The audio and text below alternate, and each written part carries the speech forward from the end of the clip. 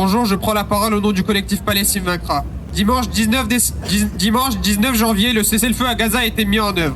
Des scènes de liesse ont embrassé toute la Palestine, alors que les Gazaouis commençaient à rentrer chez eux et que 90 prisonniers palestiniens, dont 70 femmes, retrouvaient enfin leur liberté.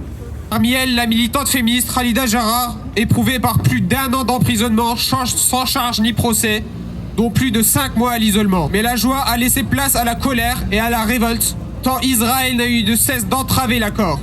Puis a lancé 2 jours plus tard une vaste opération militaire à Jénine, dont l'objectif est de détruire la résistance du peuple palestinien afin de protéger les plus de 650 000 colons en vue d'une future annexion de la Cisjordanie, voulue par l'extrême droite israélienne avec le soutien de l'administration Trump. Pour cela, Israël peut compter sur la complicité criminelle de l'autorité palestinienne collabo. Parce que la solidarité avec le peuple palestinien est plus que jamais nécessaire, nous apprenons que l'audience au fond du décret de dissolution de notre collectif aura lieu le 27 janvier prochain au Conseil d'État. Celle-ci avait été décidée près de 3 ans auparavant par l'abject Darmanin, alors ministre de l'Intérieur, mais suspendue par le juge des référés considérant que nos prises de position ne constituaient pas un appel à la discrimination, à la haine ou à la violence ou à des agissements en vue de provoquer des actes de terrorisme.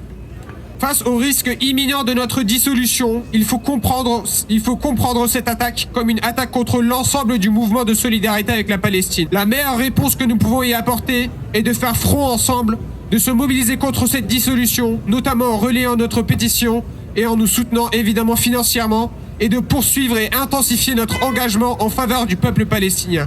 Soutenir la Palestine n'est pas un crime. Palestine vivra, Palestine vaincra.